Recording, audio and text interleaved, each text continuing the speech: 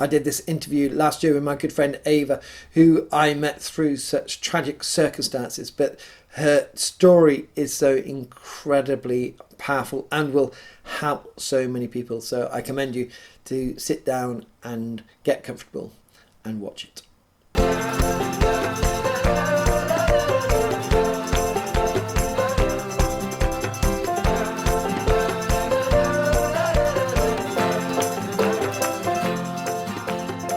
Welcome to the channel. My name is Dan Beasley, and this channel is all about inspiring intentional discipleship, helping you go deeper in your faith and living it out in the world today. Talk about going deeper in your faith and living it out in the world today. Today I got Ava, or Anne-Marie as she's known, but Ava, I've only known her Ava for a long time. I didn't know she was called Anne-Marie, who's got such an incredibly powerful story, who's living her faith out in the most incredible way through such a tragic circumstance, but who's going to go on and help so many people with what she's doing in her ministry, and God's going to use her in a great way. And we're going to speak today about how she's got here, what's happened, and just life at the moment in general. So Anne-Marie, Ava, welcome to the channel. Thank you for joining me today. Hi Dan, thank you so much. No, it's great to finally meet you. Just a bit of background, I met you on Twitter, as many people do, I suppose, with you nowadays, through actually I think someone retweeted a prayer request that you, which is integral to your story at the moment, that you put out about your sister, and we'll get into that in a minute. And I followed that, and I was praying for your sister, and then I started following you because I wanted to keep up the updates, and obviously we, through all that, I stayed following you and saw how much a great person you are on Twitter, and now really supporting you with your album and your singles is great. So we are here, you are here today because you've recorded an album, but there's a big backstory to get here. So tell us a bit about who you are and a bit about your life, and are you a musician? What do you do? Firstly, I didn't know you started following me because the tweet that I sent out for a prayer for my sister. That's pretty awesome. Thank you so much. About myself, I studied music right after school. As a child, we did music lessons, I did piano lessons, and then soon after I decided I wanted to play guitar because it's much cooler, which I kind of regret now because playing piano is really cool. But now I can't do it. Yeah, it's just something I would spend a lot of time sitting in my room with. You remember those really old tape recorders, those square ones? Part of my youth. And then you press play and record at the same time, and then you record, and then I would sit as happy as I could, and I would write these little songs and record and kind of whisper into it, and I would just keep them. And once I entered one of those songs into a competition at school, a songwriting competition, and they came back to me, they're asking me, can I please record it again, but this time not whisper. But I was I didn't want anybody to hear me. I don't know why, if it's just me or if it's something that other people also experience, but I was always very shy in front of my family especially, but I think I was just very insecure in general. Our upbringing was very rough. My dad had developed dementia after a head-on collision that he had when I was 5 years old. He was a very intelligent man, and for him to deal with the loss of his mind was really intense. And I think any person would really struggle with having moments of clarity, and in the moments of clarity, realizing, how your brain and your mind is deteriorating and not being able to provide for your family. So I suppose songwriting is always something that I wanted to do, but I would write really lame love songs and it was cringe-worthy. You know, the person that you had the crush on at the time, and you'd write a song for them, and then you'd play it to them, and then it was just like, oh, really? That's brave. That's brave. How many boyfriends did you get for your songwriting? I'm thinking about that now. That's not the topic, man. I want to see how good they were. So after school, I begged my parents if I could go study music. So there was a jazz academy, and we enrolled. I had to apply for some financial aid, and I managed to go study there for 2 years, and I did terribly because I couldn't focus enough to study. My grades were always just terrible because, you know, if you have a tumultuous home, it's almost like you don't have a base to ground yourself, to really focus on what you're doing. So I would just be out with friends, and I never really focused on doing anything. And I, you know, in hindsight, I really regret it because I could have been doing singing lessons or focusing on my music or really learning a skill. But yeah, due to some things that happened and, you know, some events, and I had to drop out from my studying. And I did some other jobs. I qualified in IT direction. I started working in computers. And when I got saved, it was a while before I started auditioning for the church band. And I was playing guitar. They put me on stage, but they didn't plug me in. So I could stage and feel like I'm in the band. But did you know that? I did know. Okay, we had a bit of an leader at the stage where one day he came to me out of the blue and he said to me, he just wants me to know that I'm not going to be leading worship in this church. And I'd never asked him if I could lead worship. I'd never brought it up with anyone. I just wanted to be in the band. Yeah. But the fact that they didn't plug me in was such an incredible blessing, because I would be literally in the shadow where nobody would see me. The camera wasn't on me. I didn't exist. And I would just worship the Lord. And it started developing into the most incredible relationship, life-saving relationship that I had ever experienced. It started there. Okay, maybe I know I'm talking a lot now. Sorry. No, go.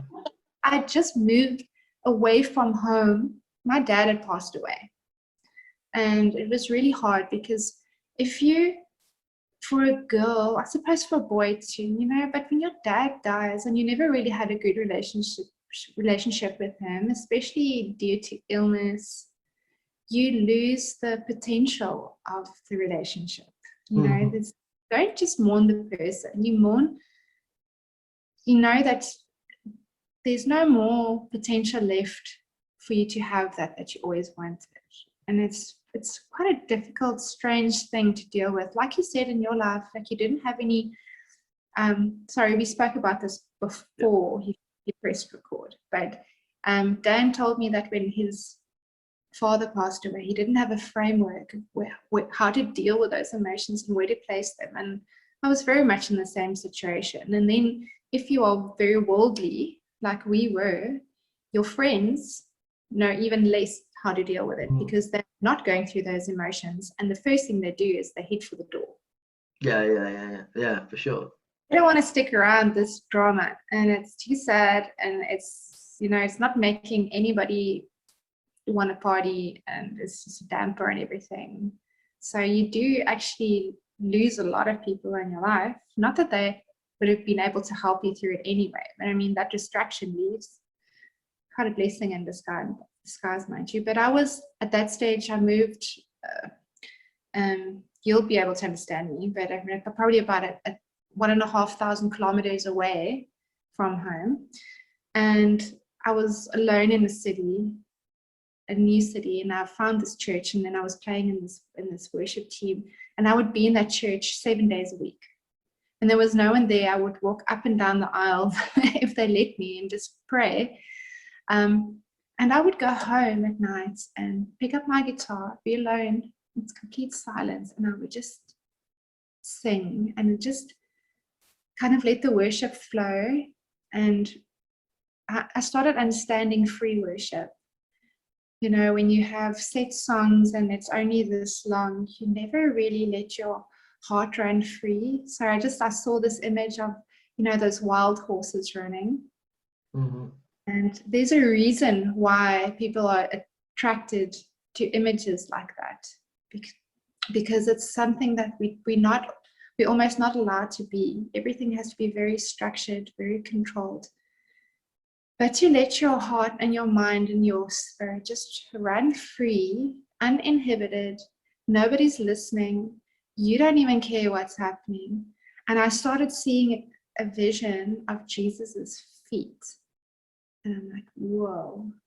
And the more I started doing it day after day, first it was just like his toes, and then it was the top of his feet, and then I started seeing the hem of his white dress, and it started going higher and higher. And I started having these really vivid dreams. And like, this is definitely a different topic. Like I won't get into that now, but dreams that stay with you for the rest of your life, as if you dreamt them. Like, it's so vivid. And the Lord just started working with me in that way. So that is a very extended version of my backstory. I then met my husband, got married. Husband, kid, and all that. This is good. Like, so in that, do you think like what you have with your songwriting, your singing, is actually more your calling? And because I find this with a lot of people is that they got this gifting given by God, and then they use it, but they don't understand it. So you find people who are really good at teaching, and they're Christian, but they don't ever teach in church. They teach at school, and that's great. You know, they're using the gift a bit, not fully, as it were. And so people like you say, when you went off to music college, well, you know, it was becoming something that it actually wasn't. God's now obviously using your gifting in such a way that actually, do you find like now in hindsight, you're more fulfilled because you're doing it more naturally as God wants you to do, rather than if you was at musical college and you actually went off? Definitely. What I didn't say is, I'm glad I gave the backstory now. I don't have to tell it now. So that day that the worship leader came to me and told me that I will never lead worship in this church, that same Sunday, the pastor of that church went to him and said to him that he wants me to lead worship the next Sunday. Okay. But then he saw something in you though, no? He did. I think what happened was that they allowed us to do these items where you can sing a song during the offering, and I did one of those, and he saw something, the pastor saw something, and the next Sunday I was leading worship, and it immediately I understood that the Lord opens the doors for me, and it's going to happen in his timing, and I just have to go where he wants me to go. You know, I can always say no, I don't want to lead worship, but I've always just kind of just go for it and just do it, and you don't have to do it again if you don't want to do it. So just try it. So I mean, after that, I've been leading worship for 10 years now. Where after that, you know, it's so strange. Every time I feel the calling to move to another church, and I go have a discussion with the pastor, the first thing I hear from them is like, "Oh, you're a worship leader. Our worship leader just left." Okay. I'm like, oh, okay. So then I fall into that role immediately. after So the first. Oh no. what changed then with you? Because like you said that you were unplugged at the back in the shadows. Was that part of Jesus in your life? Where's the confidence come from to be able to? I resonate with that because as much as I am who I am and online, and I was very different. You know, after my dad died, actually, I had probably a few years after acute anxiety, and I couldn't even go into shops. I couldn't speak to people. I couldn't do this. And actually, over the years, Jesus has taken so much away, so much. You know, if I got told tomorrow, go and preach in front of 10,000 people, and here's a text 5 minutes before, I'd be like, yeah, okay, God's with me. But you know, before I remember being at university trying to do this talk in front. I did archaeology at university in a team, and I tried to do it off the cuff without any notes. Very inspirational for me back then. And then the director or one of the big head hunter, the dean of the department walked in, and I completely lost it because that I couldn't speak in front of people.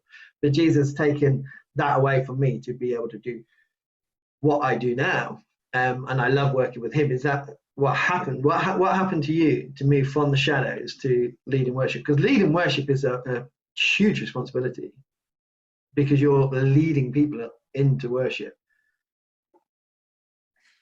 Dan, you know that you are asking questions that I haven't been asked before, and you're really bringing things to light.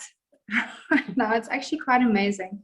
I've had many conversations with people in the past where they try and find out why I was so timid, because I would be very afraid to say things, or they would think I would come across as outgoing, but as soon as I needed to talk in front of people, or there were a lot of people and I needed to tell a joke or something, I would stutter and my brain goes into a fog. Red? I used to go red. And I start sweating in my armpits, and it's so embarrassing. And then I just want to leave. And if I'm in a crowd and everybody's kind of having a good time and you can, fly under the radar, that's fine. Yeah. But even at church, I don't like maybe praying in front of the congregation. A lot of it has to do with unnecessary criticism and nastiness from a lot of people. We went through a phase in a church plant that we had that I didn't know that the Lord was perhaps using me prophetically.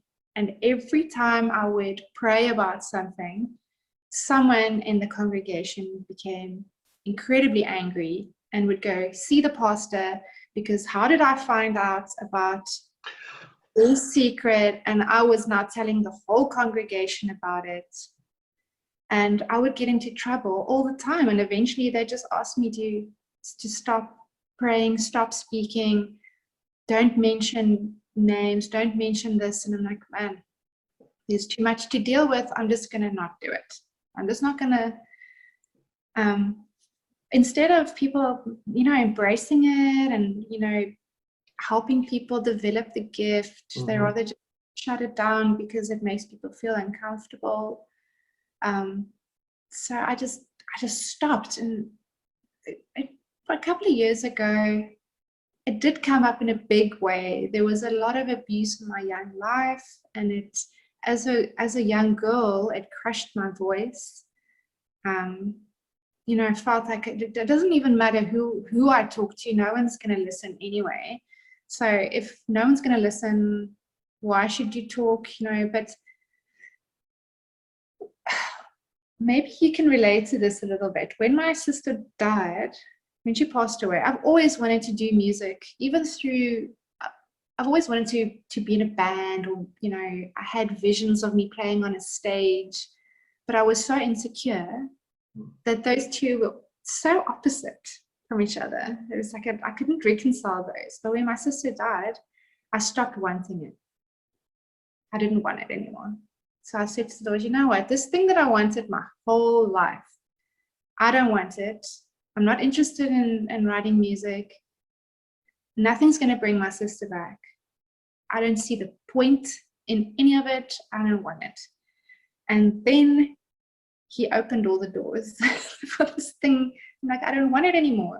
You can have it. And he's like, well, finally I can trust you because now you have something to say. Previously, you had nothing to say and it was vapid and it didn't mean anything. And now I'm going to add meaning to, the voice that I gave you, and I will give you the boldness and I will give you the energy. And yeah, so now in some miraculous way, during a lockdown where I had a little 2-year-old boy with me strumming my guitar as I'm trying to write music and scribbling on my page as I'm trying to write. we'll listen to the album and we'll try to work out which of the... He's just like trying to write, and as I'm writing, he pulls on the pen and you draw this line. So, for a while, I managed to get a nanny for 2 hours a day, and I sit and write. And yeah, the Lord he did something amazing. What you're saying resonates with me so much. It's happened to me over the last few years, and God building me up, but also taking stuff away. And I always firmly believe, and I see this with you, and I see it with a lot of people. He takes, and I always do like this. He takes our greatest hurts or something that's happened to us, and he uses them with our greatest ability or greatest gift. And mine's becoming I became a Christian in early 2010. And it was 11 years later, but even a few years later, I was being called to be a leader in the church and going through this process that takes years so incredibly quickly. What's that? Incredible. Oh no, it is crazy. Now you're overseeing 2 different parishes. Yeah, well, I got this online thing which got about called to do, and still working out what that is, but living in this parish in England and growing the church, on its knees. But actually, it's truly amazing, and it's through who my experiences, my past. I remember someone saying in my previous church when I was training, we called a curate in my curacy. Someone said to me after I gave a talk, they said, Dan, would you become a vicar if your parents hadn't died? And I said, no, if it was God's will. I think on my life, that's always been, it's been, people have said to me, this is what I was always going to do. And I said, yes, but not me, not this one. If my parents didn't die, I wouldn't have that. You see what I mean? What you're saying is, I got this, God's used me and he's changed me and he's formed me and he's grown me into this person who couldn't go to a shop. I literally, when I said about standing outside the shops, I remember going countless times to go buy jeans because I had holes in my jeans because they worn through, and I couldn't go to the shop because I thought I was going to be humiliated and I couldn't buy it. So I was walking around with holes in my jeans. It was so low. But now I'm here and doing this. And the one thing that my wife, when I said to her that, like most people, I think I'm called to be a vicar, and she was like, what? No, she was brought up Catholic as well, so it's all a bit different for her. When she saw me preach, she said, you're called, because that's not you. I know.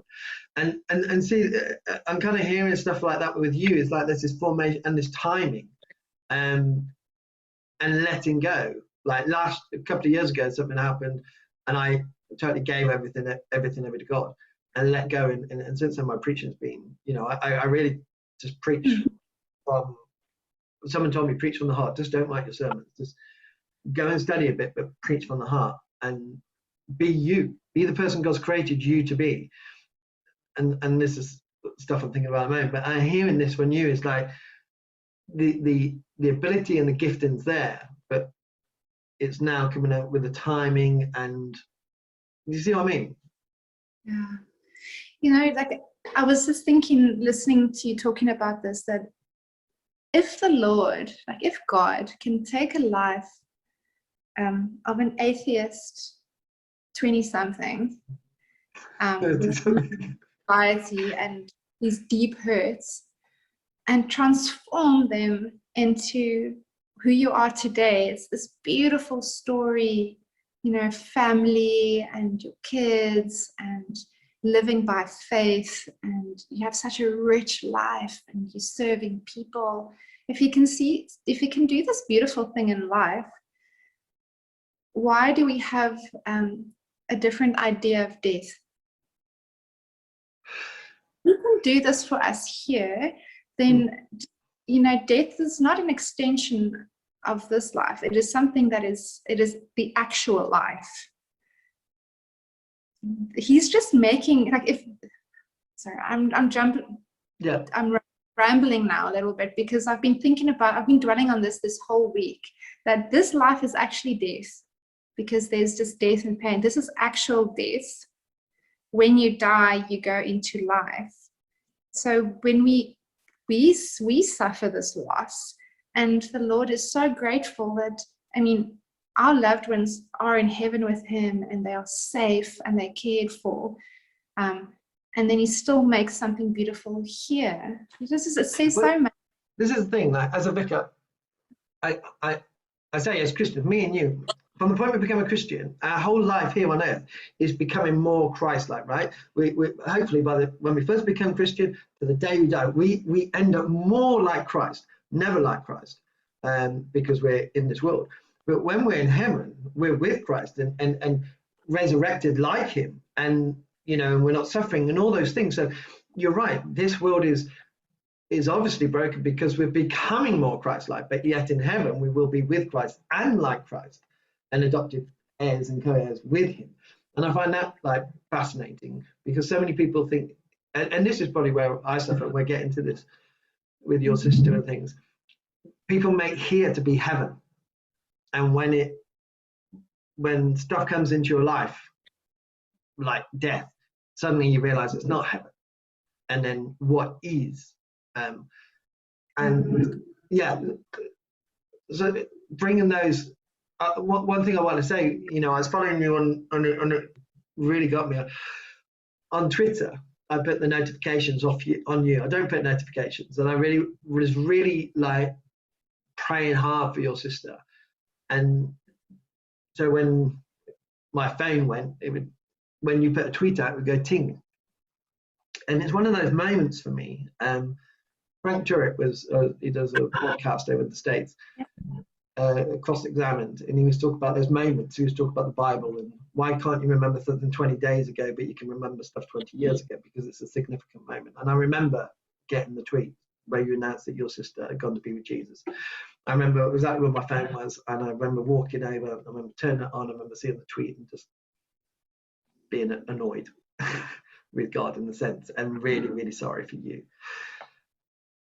But then I'm really challenged, because, you know, going through the death of my parents, my heart goes out, and I understand, you know, I do a lot of funerals, and actually it's quite a blessing doing them, because I can try help people through my bad experiences, as it were, and trying to meet people. But you've really challenged me because of your reaction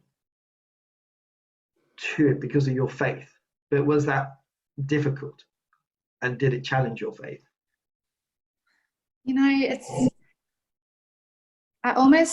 and it's a very big responsibility as a Christian and as a leader in a church or a worship leader, and how you handle these things, you know, because you're people that you care about, and it's your witness, you know. So I was always, you think about it, but you also don't, because it's so real. But you also have your church family around you. We live very far away from our congregation, so I was very alone in that. So if I can maybe explain it in this way, that there were two sides to my grief. The one side, like you, I felt very strongly the Lord gave, this is actually so miraculous, the Lord gave me Psalm 91. And at the same time, he gave Psalm 91 to my sister's friends who were praying around her bed in Tanzania. That's where she was. She had cerebral malaria, and she was there in a hospital in Dar es Salaam. And when I spoke to her friend, who is now my good friend, she was telling me that they were praying Psalm 91 over her. And I'm like, he's going to heal her. And everyone was convinced she's going to have this miraculous healing. And then she wasn't. And as I was praying and wrestling with the Lord, then I would the Lord told me he's going to heal her. And then I felt, pushback. No, I'm not going to. And then something happens and the Lord's going to heal her. He's telling me. And then there's this pushback. And once she died, there were these two parts to my grief. The one part was I really struggled to read my Bible. Whenever someone, I'm so sorry, someone is calling me. I'm so sorry. Get them in on the call. I suppose you can't think that. I'm so sorry about this. No, don't worry. It's part of life. Just a second. Can you edit this out? No, I'm gonna leave it. Okay, I'm back. Okay, so there's two sides, right? And the one is where I struggle to read my Bible, and people would be sending me, with good intention, Bible verses to try and comfort me, comforting words, and it was rolling off me. Yeah. And there was just like these drops of water just running off me. Nothing would penetrate my heart. I couldn't listen to worship music. It was too sad. It would, you don't want that pain of that grief is too intense. And I couldn't live with it, and I didn't want to make it worse. It probably takes around, I don't know if it's like that for everyone, but it took around 4 months for me to be able to get through a day normally without sobbing some way throughout the day or just feeling very depressed. I watched a lot of mind-numbing television. My sister would send me, I have another sister, and she would send me links to the stupidest YouTube videos that she could find, like the worst stuff. And she's like, look at this, it's so stupid, it's really going to distract you. And we just wanted to be distracted. Mm-hmm. And I couldn't listen to sermons. It was very difficult spending time in the Word, praying. But the other side was, it felt for a very long time, for months, it felt like I had a tunnel here in my chest that was probably to the other side of the room, and it was like a trumpet, and on the other side, on the inside of the hole was heaven, and I could sense it throughout the day, the whole day. So I'd be walking around, and my spirit was like, it was like I was glimpsing into heaven. It's very weird. I know a lot of people would probably just think I'm nuts, but that was the grace that the Lord had on me. It was like, it's okay that I'm here. This is how close you are to me. Reading your Bible is not a plaster that I want to just come and put on your wound. I am real. You are really my child. And whether you don't have to spend time in your Word and the Word to be with me. I'm with you. And this is your connection with me.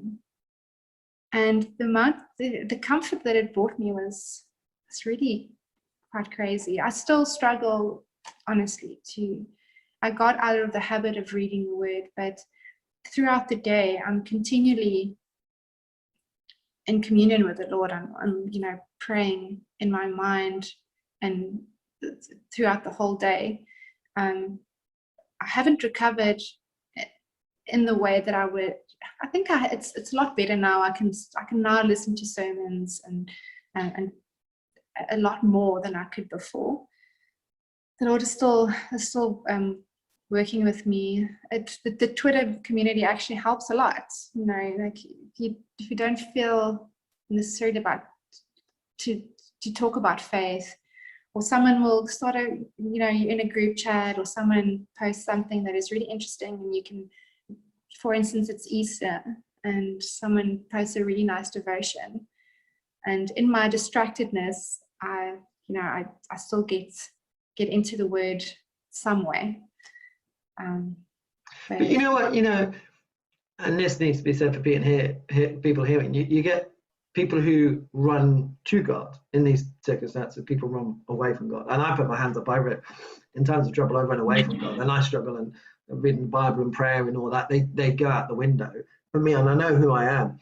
And you know, and there's many times of struggle, and other people, like, they just push into God, and people, and I'm like, maybe like you, it's like, oh, why can't I be like that? But you know, it's getting through. And I remember being in real bad times and just holding on to, I would just say the Lord's Prayer once a day, like reluctantly, you know, but I'm going to do it because I believe it. And then I hung my whole thing on when I just wanted to push it all away, when I was just like, and this is me at like theological school. This is me trained as a vicar, where I'm just completely broken. And God's feeling so far away. I'm like, okay. So Peter says in 1 Peter that he's seen the resurrection of the Lord. You know, he was there, and Peter follows Jesus around. Jesus dies. He sees the resurrected Jesus. He writes about it. I'm going, well, I can't push this away because Peter wrote about it. So no matter how much I wanted to know, because that's the thing, isn't it? Sometimes in grief or anger, you want to push it away because it hurts so much, because it hasn't, in a sense, God hasn't helped you, and you're still going through this grief. All the emotions are there, and I think, like, people need to understand you can be one or the other, and if you're the other, you feel a bit guilty, like, I should be reading, and it's like, well, Jesus at the moment, he doesn't care, because it's not about that.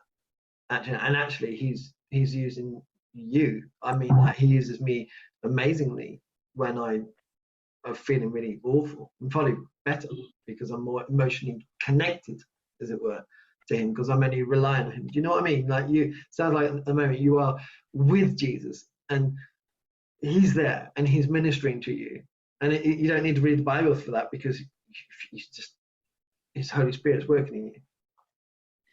Yeah, you know, I recommend to someone to run into, you know, dig yourself into the word for comfort. I couldn't do it.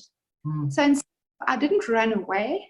I didn't run towards it. I kind of just sat. Yeah. And the Lord came to me, and it was so incredible. Like, even Twitter, and it is a massive distraction for me. I think I'm 20,000 tweets on it. Gosh, I think I'm on like 91,000 tweets that I've sent. But that prayer request that I sent out for my sister, I met you. I met another gentleman, Michael, from the UK. Jansen, that I met on Twitter, he spent so much time ministering to me. I had these people speaking into my life. You know, that I've never met, right? We've never met. And you, we interacted a little bit on Twitter, and then I told everyone, oh, you know, I want to make an album. I mean, a lot of people make music, right? And I would be sitting on my couch, 10 o'clock at night. I'm so exhausted because I just put, you know, my son was going through sleep regression and he didn't want to sleep. And the only time, and it was in lockdown, I couldn't put him in a school during the day. He had to be home. And then the only time I had to myself was between 9 o'clock and whenever I collapse after that. So I can't stay awake that long. So between 9 and 10, maybe 9 and 11, I would sit and write music, and I would sit there and I would be so stuck, and I'd get a message on my phone from you, like on Twitter, hey, I'm praying for your music. Yeah, I remember that. What? How does that happen? How does the Lord get someone on a completely different continent to pray for me, who is this person, you know, sitting in the dark? And I every time it just pushed me on and encouraged me so much. I know. Yeah, I remember now. Again, when's the album? Were you doing? And, you know, just yeah. But you know, I know it's a funny thing how people use. It's incredible because I even though I do social media, I love hate, and I'm trying to get into Twitter. But actually, like, because the way Twitter algorithm works, I met you, and then Jansen started popping up, and then I started following Jansen, and then there's Sherry, and there's a group, and it feels like over the past couple of weeks there's a lot been going on in my church, and there's been one of those testing periods. But actually, like, that's about like there's people there outside, that's kind of escape and just in a way, a funny kind of support. I found tremendous support. And like you said, it's a love-hate relationship. I know that it is a very dark place. And I know that I mustn't spend so much time there. It's a season where the Lord he knew I was at that stage, earlier on when my sister passed away. I was still breastfeeding my son. So I had to get up in the middle of the night and sit in the dark. I mean, just sit in the dark with your grief. You can't just through it. And I would sit there, and sometimes I would be on my phone and chat with these new friends that the Lord put in my life. And other times I would sit there and the Lord had developed just praying in tongues with him. And I've prayed in tongues before,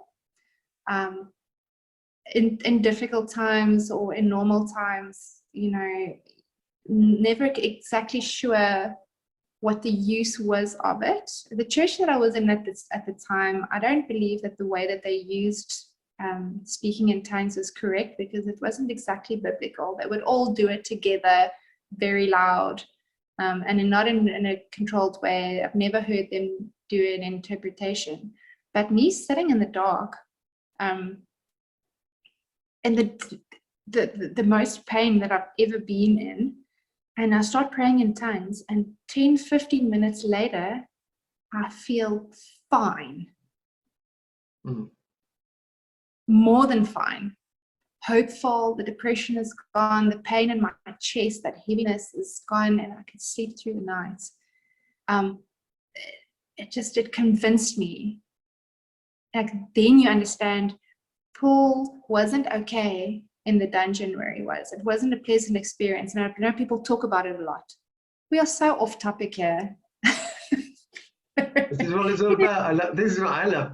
Oh, this is just a lot of the things that led to, I don't know, maybe the spirituality of the album. Yeah. Really tapping into the spiritual gifts and the giftings and the tools that the Lord has given us to use, and that your spirit man is a real person, and there are certain things that the spiritual person needs that our corrupt flesh cannot provide for our spirit man. And the Lord has shown me how close my spirit is to heaven, and I am this completely hurt vessel. And as soon as I start praying in tongues, it's as if there's just this life flowing back into me. It's like, man, I understand why Paul did it. He had to. It was necessity. He was hungry. He was freezing. It was the only thing he had to survive mentally, to be able to get through this. And the Lord helped them to through this thing. That's why I said I pray in tongues more than any one of you. Why? Because it was the deepest hell pit that he was in. And it was something that really helped him. But, during that, the Lord started doing a healing up into a point where, you can see I'm moving more towards the topic. When we were driving one Christmas to go visit my family for Christmas, and we were listening to Coldplay in the car, and I was looking over the plains as we're driving. It's a very long drive. It's 17 hours in the car. And the Lord just said to me, the sound of heaven, you're going to be writing about heaven, but what it sounds like, what a person experiences when their spirit leaves their body and they go to heaven. And we got home after the trip, and I had this idea stuck in my mind, and I just know, when the Lord tells you something, it's like your insides, it's like, I have to Google it. I have to find out, to research. I have to read everything and watch I watched so many near-death experiences, like all of them. I devoured them, and I couldn't get enough of them. And all of a sudden, it's just like the Lord opened this little glimpse. It's like, I show the beauty of heaven to everyone, even to unbelievers. Because that's something that kind of was difficult to me. It's like, why do unbelievers have a near-death experience of heaven? But there are also a lot of negative ones. I think they said 1 out of 5 is a negative near-death experience. Okay. But some people are not atheists, but they may be a different religion, or they just like more New Age, and they have a good experience, but they don't go in and stay there. They don't go in and stay there. They come back. They might not have the same experience when they die. Good. Yeah. But the things that they brought back was so similar. The sounds are so similar. Like, man, if we pray in tongues and it does something for your spirit, man, imagine what's going to happen to your spirit when it hears those sounds of home. So yeah, and we spoke off camera about something that happened to me when I was a teenager, and going down a tunnel and experiencing that. And one thing I didn't say to you, like going down that tunnel, it took me like 2 or 3 years after to not want to go back down there, because it was so, heavenly, peaceful. It was everything that this world wasn't, and it made this world just feel a waste. And it's like that, it's pointless here, because it's hard here. My life was hard, I was in grief with my dad and stuff, but that wasn't. And that was, I yearned for it. I yearned to have that feeling, because it was so amazing. And I know a few months ago I wrote down, the trouble is with people, they treat here as heaven, on earth. They think heaven is on earth, and it's like it's not. And if you lived like heaven is a place where we go to, and we want to, as Paul says, I want to be there, but I've got to be here, I've got a job to do, but gee, take me there. And then we would live very differently. And people don't do that at all, do they? Yeah. Like all of us, we step into humanistic trap in one way or another. Even something like the music industry, I'm very aware of what it is that I'm dipping my toe into. But if it's ordained, and if the Lord's directing my steps, and if it's something that I actually don't want anymore, I'm not interested in it, then it's a safe place to be. And this is, I think this is a hugely important thing. It now becomes about calling and His glory. I'm like most Christians thinking about these things at the moment, and how we live our lives full for the Lord. I have less now in my life than I ever had before, but I have more, and I'm more complete.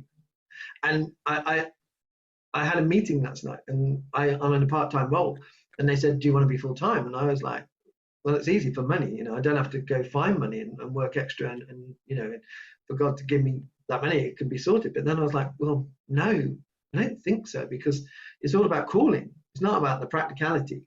It's about living your life fully for Him. And when you that phrase, let go and let God, you heard that one? And I hate calling Christian phrases, but when they become a reality in your life, you're like, I get it. When I did let go and let God in, now I'm more full, because I'm using my gifts for Him and His glory, not for my glory, for His kingdom. And even if it's on earth, and this is the thing that I love about God and Christianity, it's like you as an artist, or me as a vicar or YouTuber or whatever, it might not be in our lifetime. We might not, just because God knows our personality. And it'd be like, Dan, honestly, you're not given enough already. Sounds awful. No, because God, if God knows me, He's like, you're a bit too cocky, Dan. And if you got 200,000 followers on YouTube, it would not be good for you. But produce the videos. You'll only have 3,000 followers. But when you die, God uses it for his glory, not for us.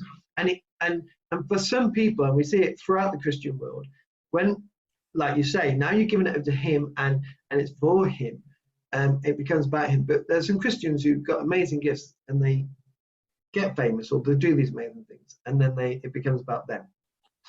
But God will always use it. So, maybe your album, hopefully, I'm praying that it's like, now, because it will help so many people. But it could be in 50 years' time. Look, I don't have any years of reaching the heights of fame, because honestly, I don't even have anything to wear. That should happen, I'm in trouble. Because, I'm on the wrong side of 30. I don't know how to pose for a photograph. I'm super awkward. I've given away half my clothes. I'm not fashionable. But I'm that's when God uses us most, right? Though, when we're most authentically us, and all the other stuff is gone. Yeah. That's why it can be so enjoyable for me that I don't have a record label controlling what I'm doing. I just love the independence of this whole thing. The company that produced the album, they are believers too. Wow. And they're wonderful guys. Geez, the Lord just blessed me with incredible friendship through this.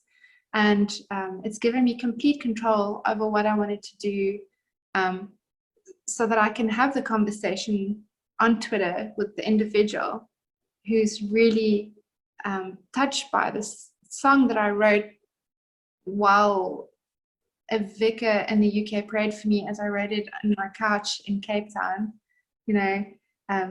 It shows how the Lord works, and it's so rewarding. It doesn't matter. It's not a mass-produced thing, if you understand what I mean. It's like, it's great if it helps a lot of people, but if you want to help individuals, it's healing for them as well as for me. But it's that thing, isn't it? It's your greatest hurt and your greatest ability, and that God will use that for. It's now like in a sense of ministry, isn't it, for you? You're going to help so many people through how you're, and me, even though my dad died 31 years ago and my mum died 11 years ago, actually your reaction, and I wasn't Christian for both of those, is challenging me. I heard an interview in the South African radio where I thought they prayed in tongues after. It wasn't, it was Africans. Joke. And you said about the Van Alcon book about heaven, and I don't have time to read books, so I listened to the books, and I was listening to that, and I was working around the house, and it really just like, wow, like it's I haven't even finished it, and it's in one of the top books. Long book. I also listened to the audiobook. I think it's 11 hours only of heaven. Yeah. And it's awesome. And that's the thing, it kind of gave me perspective. I was like, oh, if I knew this years ago, I wouldn't have to go through all that pain. I suffered in my life. I left school. I was in the top sets. In England, we have sets. And I left school with no qualifications because the school didn't help me. I was in grief. It was my dad died just before the exams. And I had to build my life back up. But again, I had no framework. And I think this is the exciting thing. And, and it's not exciting because of the way it's come about for you. But God's going to use you in such a powerful way to help people, because I'm like, oh, wow, this is really great. And this is why I was so encouraged with you and trying to encourage you as well, is because I saw that there's going to be people like me that doesn't have to go through what I went through. And I really did suffer a lot, because they're going to relate and understand through your ministry and what you're doing. But what cost is that to you? And was it really difficult to write the song? How much did it give of you, or did you find it easy? Jesus was with you. You know, this is by far the best and most expensive gift my sister had ever given me. If it wasn't for her, I wouldn't have been able to do this. I have thought about this a lot. I don't think I ever would have gone to the lengths of having the courage or having the open door and the connection to take a certain amount of money and to risk that and to buy in studio time, because it cost me out of my pocket. And also, you know, Jansen donated a bit. Awesome. I did Twitter GoFundMe for myself, but it didn't work. But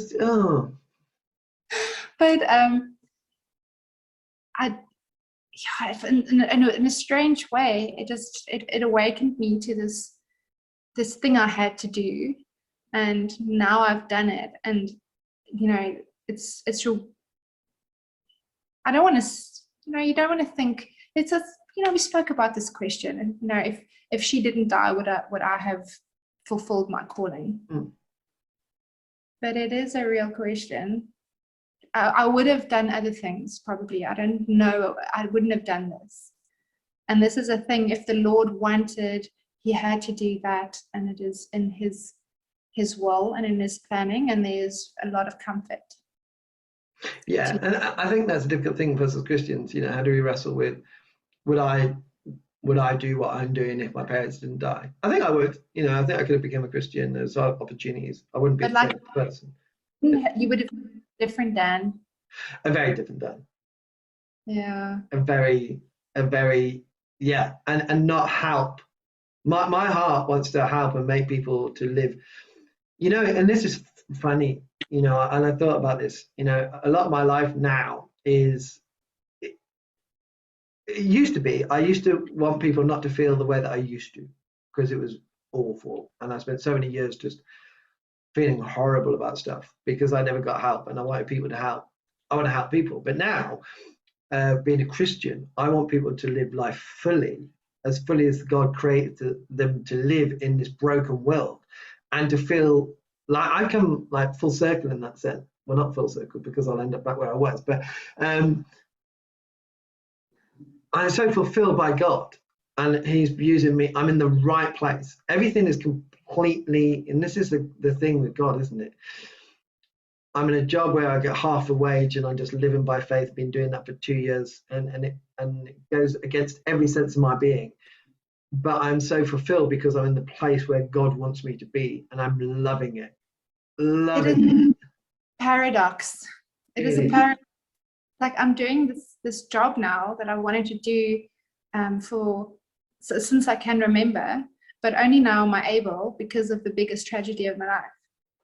Yeah. And I'm walking around two halves, a person who is like giddy about this thing that I get to do, and always close to tears, because now it's almost 2 years since my sister's passed, and it's getting worse. I miss her more because the time since I've been able to talk to her on the phone is longer. So the more I get, and it's almost a grounding thing that the Lord keeps you focused on your task that you need to do, and He keeps you kingdom minded, or heaven minded in that way, where it's like, it is. I find that is the tension we live in, and it's always the tension, one and the other, and that, I think that's just where we are, and somehow in that tension of what you're doing and how you got here, there's peace, because you know God, and He gives you that peace. And I always find, like, why don't I hate this? Why, you know, or certain situations, why I'm more like uptight or worried, and it's like, because God's got you right where He wants you, and using you in that way at this moment to help other people because of the tragedy. I don't believe that, you know, He caused my dad to die at all, because that'd be a bit harsh on my dad to, have to suffer for me. I'm not that great. I think that in the tragedies of life, that God uses every one of those opportunities. Like I said, I think I still could have been a vicar. Anyway, but it might be a bit more boring. Sometimes I think about what life would have been like if Dad hadn't been in that accident and he was a complete human being, and I had a full schooling with good grades, and I went on to university, and maybe I would have studied archaeology, which I think I probably would have, and would have done something really cool, and my life would have been fine and stable and good, and I probably wouldn't be any good to anyone, really. You wouldn't. That's the thing, isn't it? So the image that I saw when you were talking was like a kaleidoscope. Like when your perfect little world gets smashed, and now you have these jagged pieces. If you look through it, it's all about the light. When you look at the light and the light shines through it, it's this kaleidoscope. This beautiful, ever-changing kaleidoscope. That's really nice, because I've had such, it's been a blessing to have so many people who have gone through tragedy and stuff, because of the position that I'm in, and it gives me that access to maybe like do funerals or people who are at a bad time, and relate, because I can go, oh, I know where you're coming from, I've been through that, I've lived that, and it's been such a blessing to be, in that parasite, that kaleidoscope thing. I'm going to get a picture. I'm going to get a kaleidoscope now. I like that. It is, because in the tragedy of life, and in the fragments that we look around, you either leave them on the ground, broken and scattered, and that's probably a choice that people make, and I made, or you put them into this thing, and then you hold it up to the sun, not directly to the sun, but the light, sun, Jesus. And he makes something beautiful out of those, but not just one, but changing.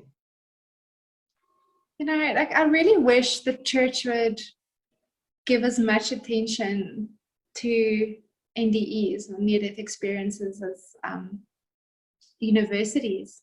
There are Ivy League universities in the United States and in the UK that have entire departments dedicated to studying what happens when you die.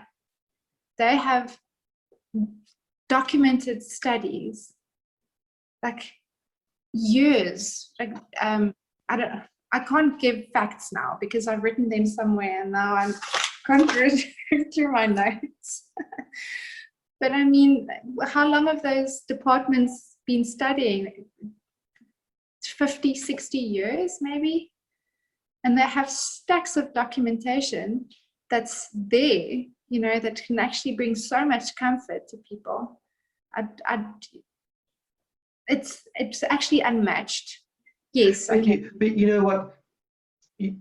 You can, and you've done the study, and you've done this amazing album, and and it's part of it. It's not your whole ministry, but you're far greater than that. But it's one part of your ministry, which I think you can now bring to help people.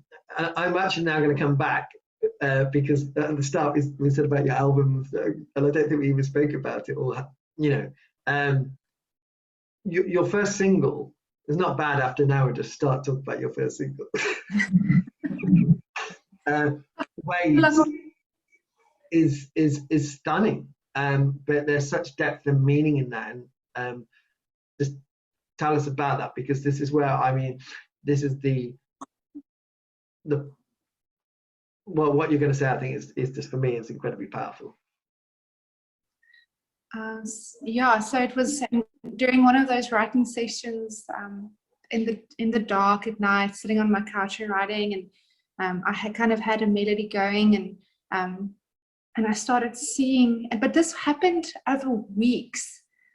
Every time I sat down to write, and during the day, I would, in my mind's eye, I would see this exact same cove. I can still see what it looks like. I'm standing at the top.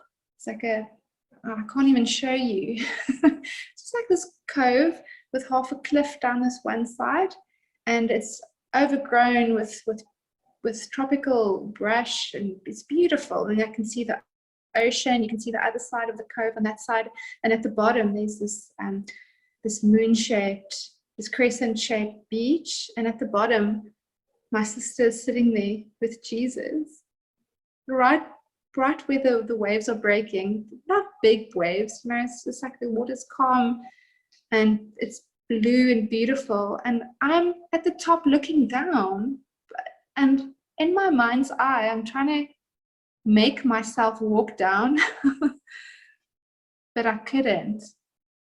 And it was just, I started understanding that meeting that you have with Jesus when you pass over, it's very personal. It's a very personal thing. It is her meeting with him. It wasn't mine.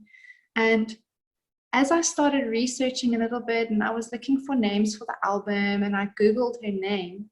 Her name, Mia, means of the sea. Wow, that's actually pretty amazing, because she loved the sea. She lived by the ocean.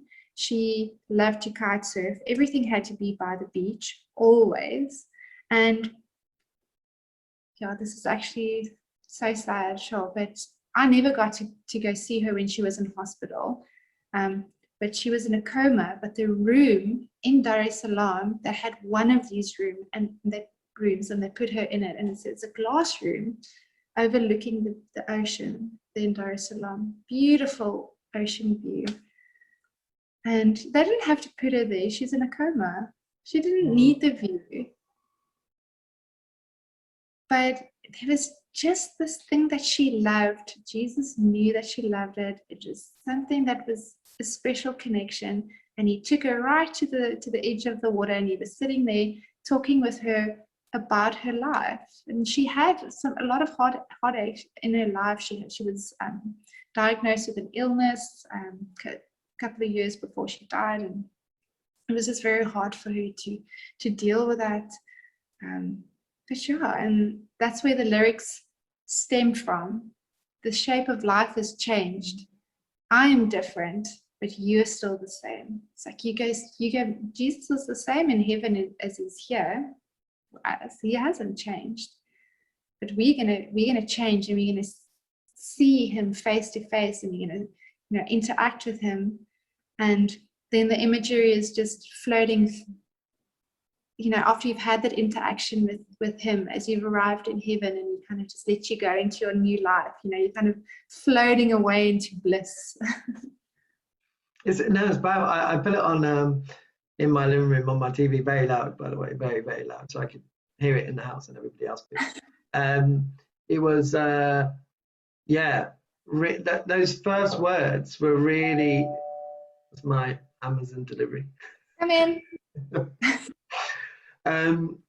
It's COVID, so it's funny because they don't expect you to go to the door because they can't give it to you. So you're not allowed to touch anything. And that's why I got my COVID haircut as well. Look at that. Have any hairdressers? Look at this. This is great. I hide it by just looking at. Honestly, I got it cut in January, and in April the 12th, I got my hair appointment on the first day that they're back open. I've had 2 COVID haircuts. I've watched the videos from when I had it last year, a year ago, when we first got locked down. You think you get away with it. You go and watch the videos, and you go, no, I didn't. It was awful. The same on this. This is not going to go down well. Shave it. That's what my husband did. Oh no, I can't. The thing is, I've got like really fine hair. So my son's got a mixture of my wife's hair and hers. It's thicker, so she cuts his. But she's like, if I cut yours and make one mistake, it's going to show up. So it's. Risk it. I'm not going to risk it though, because of the videos, because of this. So I just slip it back. It's awful. What was I talking about? What was I talking about? No. We were talking about setting my phone very loud on your TV. Yes. Yeah. Incredibly, and I recommend everybody to play AVA's album really loud so everyone else can be blessed by it. And it is happening internationally from what I hear on Twitter. But it was those words. It was that first, like, 3-4 lines, I think it is. Well, read here's like that, which was knowing the backstory, incredibly powerful. Just, you know, that kind of passing, that shape of life has changed, but you're still the same. And it really just, yeah, struck me and moved me as I was in the house, I think. And it really challenged me, and your story challenges me, especially, you know, we'll lose my dad and not having that context is this faith that you have, and this kind of like this pure happiness, you know, that you saw that moment. And we don't need to see that moment, you know. People will lose their loved ones, but to know that they're with Jesus, like to know, you know what I mean, is a blessing and a release. Yeah, you said it earlier on before you recorded that the experience that you had brought you with seeing the tunnel and experiencing that peace helps you comfort other people, because you realize that when a person dies, they're not necessarily suffering. It's not saying that they don't experience any discomfort and pain. Obviously, if you have cancer and you're busy passing over, or the time period before, there's a lot of suffering. You can't explain that away. But again, if you go and read or listen to the near-death experiences where people account, there's this one woman who was drowning.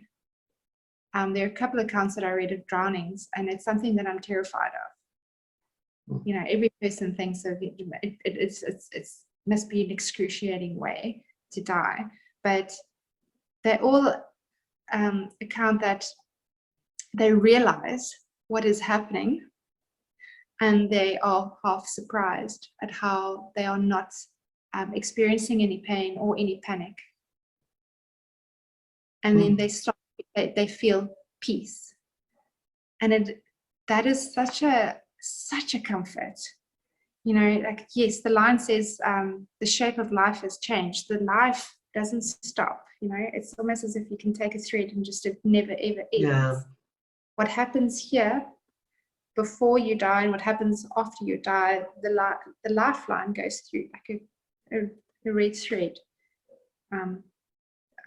So your life is never going to end. We're afraid of the discomfort and the pain that happens if we die, and what happens when someone we love dies. Something that I really struggle with as a parent now is, especially if you've gone through losing someone, is I never want to experience that again. And love makes you insanely vulnerable. And I have friends who don't want children. I have family members who don't want to have children for that reason. But having a child and experiencing that love with the panic that goes through it was very healing in other areas of my life. And being able to love that deeply. We were created to love that deeply. It's almost as, you know, it cracks you open. It lets all the run out, and it, you know, it helps us to live in a way that we operate in the way that we should be. Some people can't have children, or if you adopt, I think you feel the same connection with your child. It makes us vulnerable and it makes us afraid, and it's something that I have to revisit. Spending so much time watching those videos and really learning about what happens, the mechanics, you can almost call it spiritual mechanics of dying. Is there, I remember joking, I used to work with an atheist guy, and I was actually atheist in that job, and then I became a Christian. And I remember saying to him, you know, the difference between you and me when we die, if we knew we were going to die, you know, at that moment we knew, oh, this is it. You would be like, no, I got this to do, and I want to do that, and I don't want to die. And I'll be like, whee! I'm going to meet Jesus. Have you come across that with like Christians and non-Christians, like, or is there this piece of that is that you know, passes? A good example is my beloved uncle. He was very close with my sister. He passed away at the end of last year, and he was an atheist his entire life, and he didn't even want a funeral. To him, everything ended, and he had an illness, and he didn't deal with it well. He didn't deal with it well. He didn't have anyone to talk about it. He didn't have any comfort at all from anybody, which is, it's like, you know, can you imagine having to live that way? I don't know if you've heard of Otto Koning, the Dutch evangelist. He's wonderful. So he's an old man now. Him and his wife at the time, I think his wife passed away and remarried. They moved as missionaries to Papua New Guinea to live under the headhunters. If you ever get a chance, you have to listen to his Pineapple Story. He has a whole series on them living in the bush, with the cannibals, actual cannibals, and the different tribes, and how, I mean, a lot of those cannibals were actually demon possessed. Oh, yeah. There were a lot of demons in the forest. It's a very dark place. He explains a lot in the stories. I won't get into that now, but dying, they were so fearful of dying, and every single time one of them got saved and they had that peace, they would say to him, "Why didn't anybody come and teach us how to die right?" Oh, it hit me so hard. You know, I can't always answer the question of what, you know, people who've never heard the gospel in the middle of the jungle, and you know, they die in those ways, but they went through many generations of not hearing the gospel and you know, being involved in witchcraft, and then learning the gospel and the good news, and how they learned how to die right.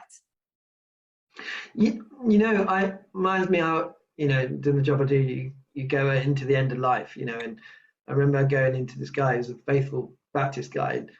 I went into the room and I was training, and his wife was really faithful, and it was a beautiful moment. He was dying, and it was like, you know, they were really happy that he was going to meet Jesus, you know, after a life lived.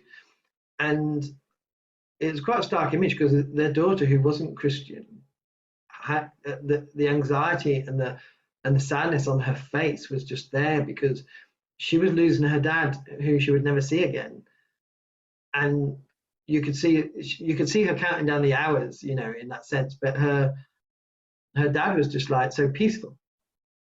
You know what I mean? It was just so incredibly powerful how content as Christians that we are, because we know it isn't the end. But for people who don't, like this, his daughter, it was just a contrast. He's like, I'm going to meet Jesus. She's like, I'm never going to see you again. And it's like, but the one was beautiful. I know. Sometimes I worry about how it's going to be in certain circumstances, you know, but there are times that the Holy Spirit takes over. You know, what's that verse that says he knows our frame? He understands our weaknesses. He knows we might be afraid of death, or the loss is going to be bad for us, and what hurts, and what's going to unsettle us. And he sends our helper to come and comfort us in those times. And if you don't have that helper, if you don't have that comfort, it's excruciating. Do you believe or had any in your research where people, you know, they say people come to collect people and take them back? Have you seen that or read that or believe that? Oh yes, often. Most of the accounts are of when a person leaves their body, there is either an angelic person waiting for them, or one or multiple family members. And a lot of the accounts say that the family members are waiting for them to come. So they're excited for you to come. They know you're going to eventually come, and then they're excited to see you. But then, and because they are near-death experiences, not death experiences, they then tell you it's not your time now, but we continue waiting for you and looking forward to you. So, even in the Randy Alcorn book, we're not sure exactly what the people, on the other side know, if they can see as, how involved they are in us, in our lives.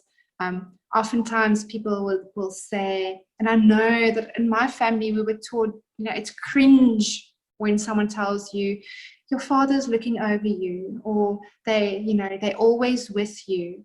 But one day I said to my mom, like, maybe it's correct. Maybe it's right. Because if there's a cloud of witnesses, if they're witnessing, they are seeing. Again, do what I do. I remember doing a funeral, and they said my dad wasn't a believer, and he was dying of cancer. And they told me, and this changed my mind a lot of things. I never ever say now that anybody was a believer or not, even if they said they were ardent atheist, because I don't know. I don't know the grace of God. And it was this story that made me really think. They said, like, 2 hours before he died, he was really in pain. He was like really suffering. And then they said he just sat bolt upright, and he was in his late 60s, I think. And he said, "Mum." That's all he did. He just looked forward and said, "Mum." And then after that, he was at peace. And I'm like, your dad? No, a funeral that I did. They were telling me about this lady who was telling about her dad. He was in pain. He was suffering from cancer. And then he sat up in bed, looked forward, said, "Mum," and then went back down and was peaceful until he died. And I'm like, you know what? I don't, because there's a lot of people with theology of this and that. And I'm like, you know what? God created everything unseen and seen, and he is infinite in his grace and mercy. Now, I can't question this. I just have to, like, if God loves us, and that's something that helps. I don't know what happened to him. I don't know if he's a believer in the end or not. I don't know. But I know that God loves us infinitely. I don't think I've ever really told anyone about this one, but it's good contextually. This is before. This is funny. So I used to live in these flats. There's a block, and there's 4 flats, and I lived in the top left-hand one. If you were looking as you park the car. And I was asleep, right? And I think my wife was at work, and it was about 6 o'clock in the morning, or I think even about 10 past 6. And it was weird. I felt something come down diagonally, woke me up. Not like woke me up but woke me up. And I was still asleep, and said to me, "Don't worry, I remember it, I haven't come for you." Right? And then went, and I remember it distinctly. And then, like, an hour later, I woke up, and I go into the kitchen, and I start and get breakfast ready, and I see an ambulance outside the front door of the flats, and I'm like, oh no, because the people down below us had just had little baby, and I immediately thought, what's happened to the baby? What's happened to the baby? And so I'm like, oh dear. Then I get ready, and I go out, and they tell me that the guy in the bottom flat, so I'm up here, the guy down here had died. He woke up, he was having his cup of tea, reading his paper, and he died in the chair about 10 past 6. And I'm like, someone came down, woke me up, even had the decency to say, "Sorry, I haven't come for you." I don't know what happened, but I remember it. And the reason I've never really told anyone is because it just sounds crazy. But like, I'm speechless. They pass, honestly, and it's like, there's no reason for me to lie. In fact, that story for many Christians, they tear me apart for that. It happened. I remembered. I've ever heard. I remembered it. It was just, "Sorry, I haven't come for you," and it was just this. And when I found out what time he died, it was just like. It was the same time. It was that time. It was like that time, because I woke up and I looked at the clock. It was like, so it kind of woke me up, but not physically. And then I heard that, and then I was like, what's the time? I'll go back to sleep, and then got up later. Interesting is they have accounts, near-death experience accounts, where more than one person saw the account. So it was a person who had died, and the nurse went with them through the tunnel. or saw angelic being, or it's like they experienced the same thing. Man, that is a really cool story. And well, the thing is, as well, in the context of it, I'm atheist at this point. I'm an angry atheist. So, when I was, I must have been in my 20s then, and that's why I said sorry.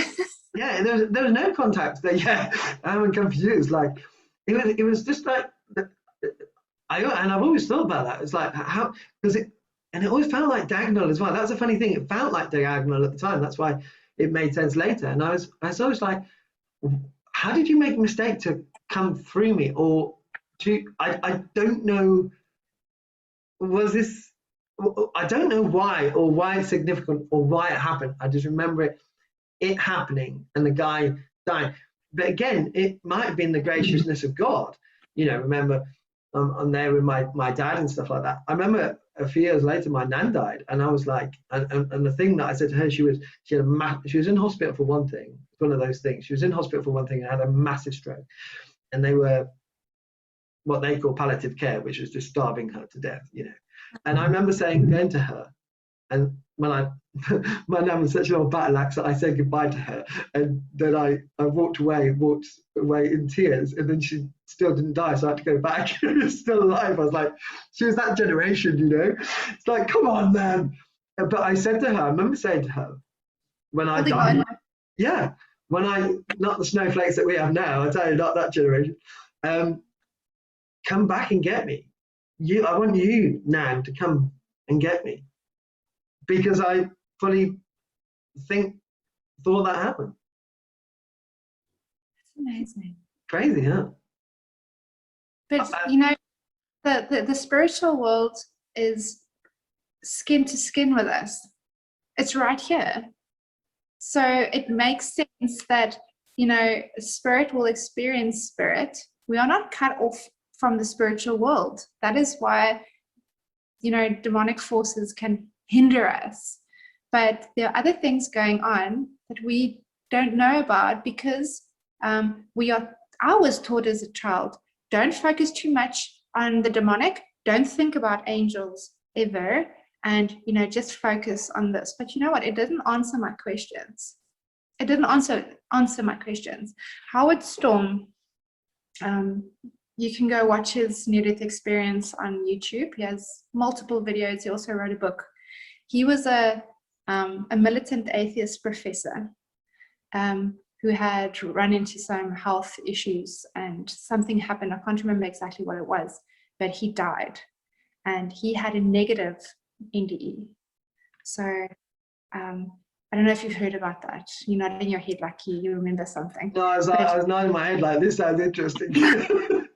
These figures that came to fetch his spirit as he, they took him from the hospital through this corridor. I can't remember everything exactly, but the further he walked with them, the more unfriendly. They started off very friendly, and they became very unfriendly, and he became very afraid. And he started hearing them whisper behind his back, and they were manipulating him. So they were pretending to be his friend. And then there were more and more came, and they started assaulting him violently. And because he was an atheist his whole life, he didn't know anything Christian. And he went through, I think he said he sang the national anthem, the American national anthem. And there's something about God in there. And then he remembered the song that they used to sing in nursery school, Jesus Loves Me or something. And every time he said Jesus, they shied away. And he just started saying the name of Jesus over and over and over again. And Jesus came to him. And this is what I haven't really found an answer for in myself. It's something that I'm just struggling with. Not struggling, but just, it's something that goes against what I've believed for a very long time. But Jesus came to him where he was in the darkness, and he felt shame, and the Lord showed him his life, and he repented, and the Lord sent him back. I'm like, we are we are taught that people don't get a second chance. But I like to think that my atheist uncle, who was at my sister's funeral, when we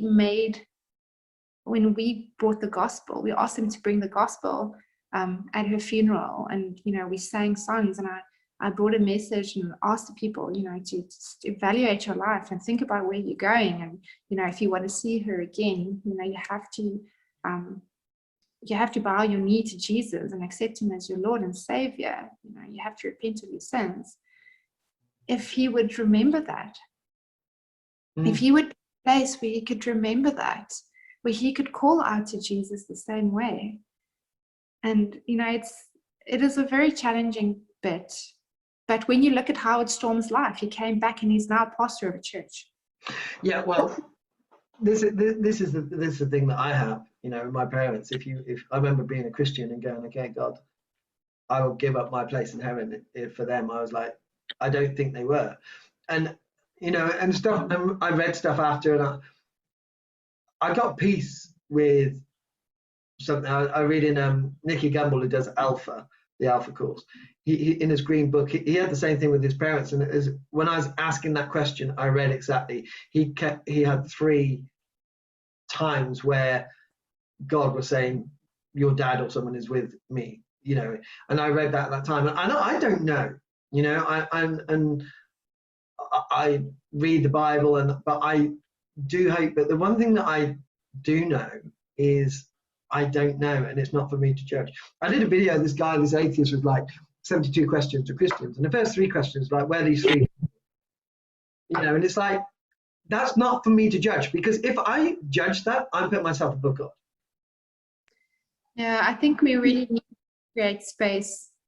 I love this one. Someone said, and I love it. They said, when you get to heaven, there'll be 3 things that you'll be surprised at.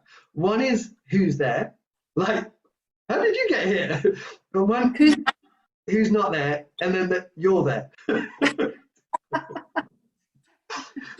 Yeah, so I think like in that and in the throes of death, because we don't really know fully what and what happens, and is, for example, it's like the nativity. In the nativity, they said that you read it biblically, there's no angels. It doesn't record angels. But the birth of the Son of God, I think there's got to be angels there. What I mean? Like there. I think the angels would be like, well, this is like, whoa! I want to go down. I want to go. It's there not are so. There are tomb, because we've been shown imagery. It's like when someone told me angels don't have wings. What? Angels don't have, some angels have wings. The angels that we know as angels, the messages that we generally see, don't have wings. I know it's unrelated, but that just blew my mind. No. It's the Christianity that we got now, and this is like you're saying, and this is a worry for me, like as what you would call a pastor, a vicar, is that when we take stuff out of schools and take stuff out of society about Christianity, then people don't have enough in their noggin by the time they come to death to even say Jesus is Lord. And the devil's greatest plan is just to erase slowly Christianity just from mainstream things. We get Church of England schools here, and you go into some Church of England schools, and they're not religious schools at all. There's no Christianity. Christianity is the least taught subject of all the religions in the schools in the UK. Sure, but you're right. What are they going to hold on to if they ever get the chance, when they die, to recollect something of Jesus? It's very important. It's huge. It's a responsibility on us. Like you said, it's like, okay, we've received a gifting. Glorifying God it's not just a nice sounding thing. What is going to glorify him? It's being reconciled. I'm struggling to think how I could get this back to come to land, because we've gone off. It's been brilliant, actually. It's been really. Hey, should I try? Yeah, you should take over, because I've done so bad. How are we going to come into land? Will be released on the 12th of April. Well, The next single. So what's the next single called and what's it about? Because I'm going to play after this for the people who stayed so long. Jansen. You stayed all the way through. You mentioned my name and I'll stay through. Your single at the end. But what's your second single called and what's it about? The second single is called Joie de Vivre. I actually don't even know how to pronounce it correctly. It's French for the upliftment of your spirits. It's supposed to be a very joyous occasion that lifts your spirits. And the play that I'm doing on it is your actual lifting up of your spirit when you leave your body when the rapture happens. So I believe in the rapture. I won't go into the details of what exactly it is, but I believe because I know that it is controversial. But regardless if there's a rapture or when Jesus returns, he does say that we'll meet him in the clouds. So he's going to come down and we're going to meet him in the clouds. So the song is about just a storytelling of in that moment. And that is released worldwide, universe-wide, because it's going to be in heaven, heavenly wide as well. It'll be in the universe, yes. I think Americans like to do that, like World Cup, and it's just them. The World Series. Like, it's just like we don't even play baseball, really. Nobody does it. We got rounders, which used to have baseball off, but rounders is like baseball. It's like the original baseball, and the bat's like this big, and you look at rounders, and you say English. This is baseball. It's quintessentially English. It's have it on a nice afternoon, summer, and when you have a fete and you have tea and cake. Oh, it sounds wonderful. It is. It's so quintessentially English. It's lovely. And we don't use gloves because we can catch a ball with our hands, like rugby, and you're South African, they have to wear all the helmets and stuff, and our guys are just like, yeah. We've got leather hands. Yeah. And our faces will stop your shoulder. We don't need any helmets. That's why our men look so rough in their old age. So when are we expecting the whole album? Okay, so I actually don't have an exact date, but according to a conversation that I had this morning, it should off the press. It should be with the release of the third single. The entire album is being released, so we don't have to then again wait very long between singles. Probably. Where are we now? April, mid-May. Twitter's going to go mad when they hear this. Mid-May, we've been waiting so long. And what do you feel God's got in his plans for you going forward with all this? So I'm going to write and record a second album this year. Sometime, I don't know when I'm going to do it. Probably a bit later this year. So I have to get cracking on the tracks. I haven't, I don't know in which direction I'm going to go yet. I'm still waiting for the Lord's guidance and what exactly he wants to do. Maybe I'm not done writing about heaven and death. Maybe we'll do an extension of that. Maybe it's a different direction. You should do a thrash. Jansen would love this, like a thrash metal for Hal. You were saying some tweets about metal the other day. It'd be like great. The opposite from. But he also really loves this really soaking Christian music. So I always thought I would be writing worship music, worship songs. We've recorded some with a collective that I wrote with, but it doesn't flow as easily from me. So I think that is just I kind of go with, I don't know, the Lord kind of creates a path of least resistance, if that makes sense. Yeah. And I try to write what comes easiest. Otherwise, you really have a long battle. I can really push myself to try and write worship music, but if it's not the thing that he wants me to do, it's going to really be a battle for me. very wise lady once told me, when you're going to be talking about something, doing this, maybe teaching or doing a sermon or writing about something, do it about something that you've experienced and maybe overcome. If it's just something that you've experienced but you haven't worked through it yet, then the substance is going to be lacking.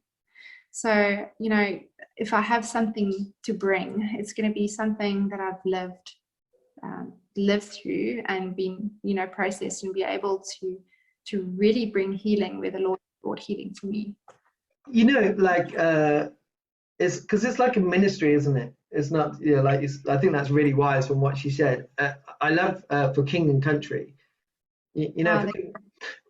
Their songs are really these are songs that someone going through a bad time, you can play them and it will minister to them because they speak into these situations or how people feel. And I think they got an incredible gift for that. And that's, and exactly where you are. But you're like you say, your album isn't, or your songs so far aren't performing songs, are they?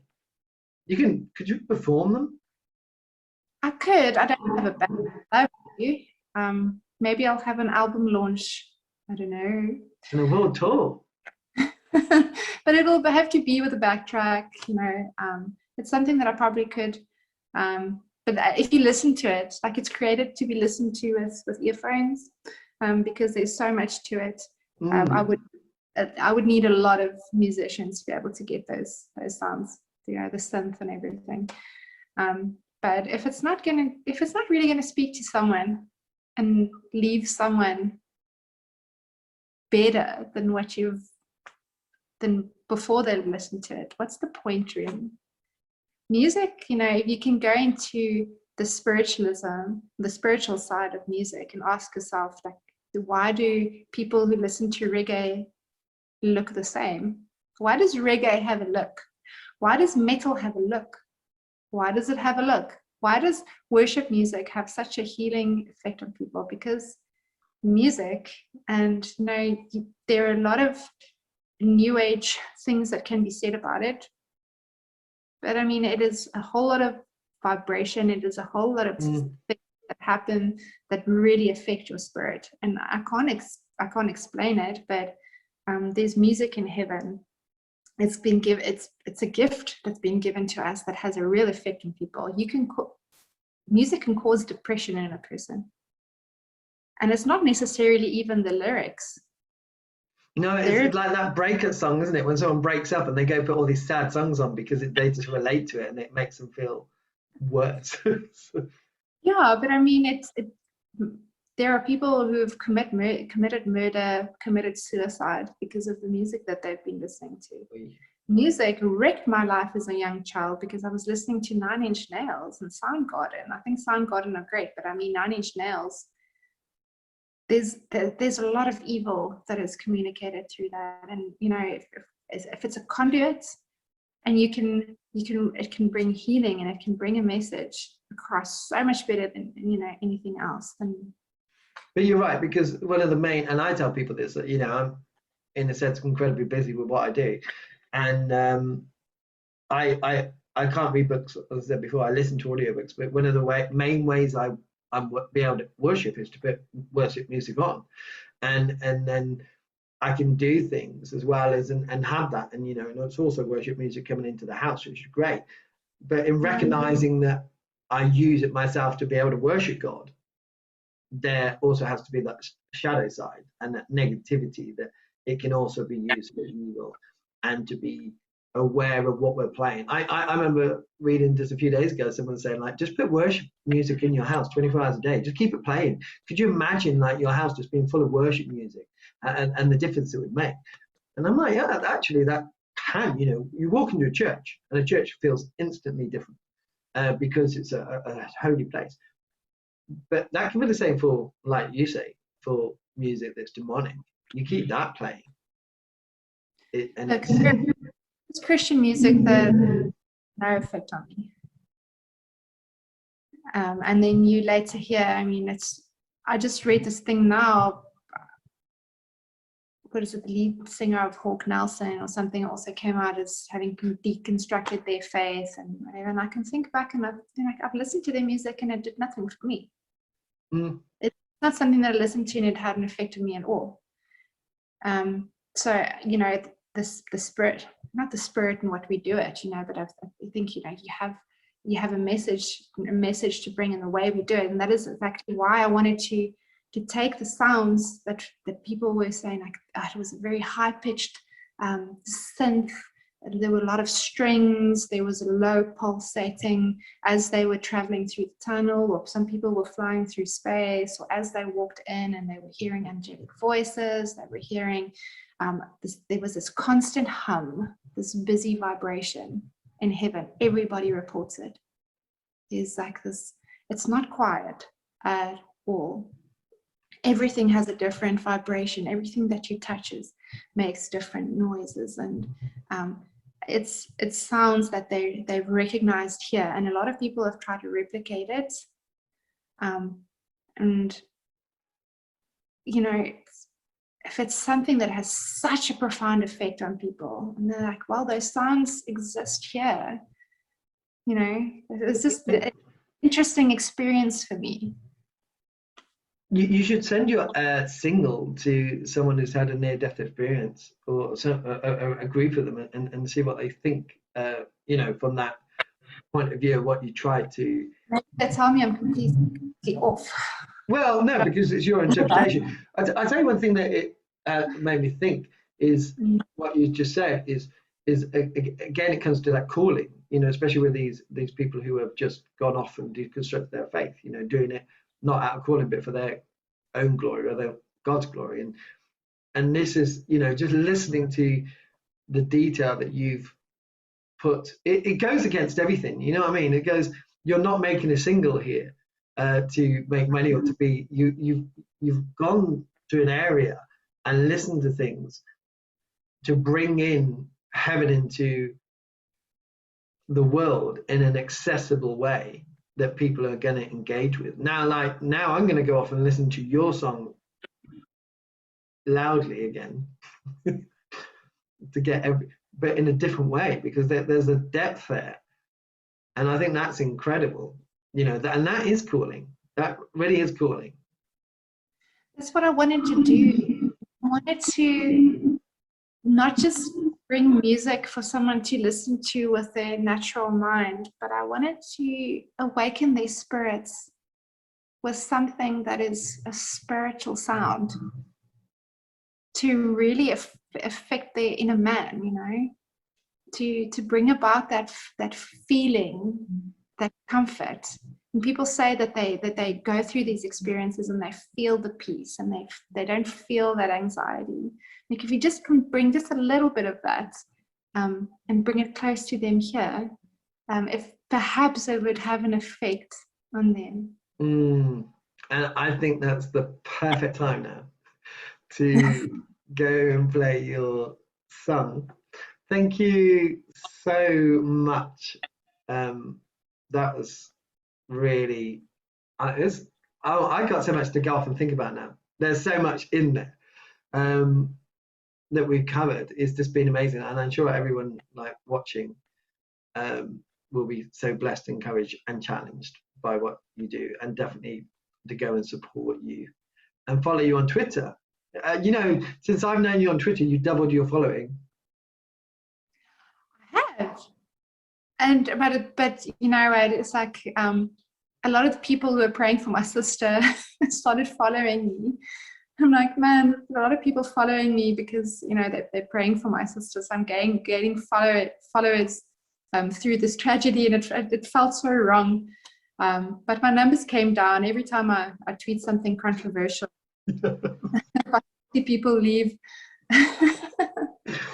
I don't think it's controversial. I just think you're speaking the truth, and people just don't like hearing the truth, as you said. Yeah, and it also, you know, a lot of people have closed down their accounts, and there was this one stage where everyone was I lost a lot of followers like in one day, bam. So it's okay if other people would like to follow me. Yeah, I'll put the link up if someone's watched this far. But Jance has already followed you, so. But oh, hey, there we go. Let me get my other camera on because my camera's run out of battery. That's how long I've been talking. 2 hours. This is so. Let's finish here now. Thank you so much for joining us, Anne-Marie, Ava, and I think we'll definitely have you back on, or I will talk about we. That's me and God. And now we're going to listen to your single, Waves.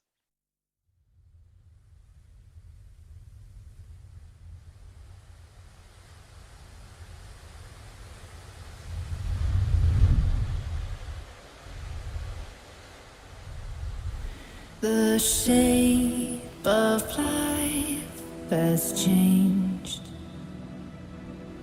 I'm different, but you're still the same. But now we're face to face. Your majesty hits me and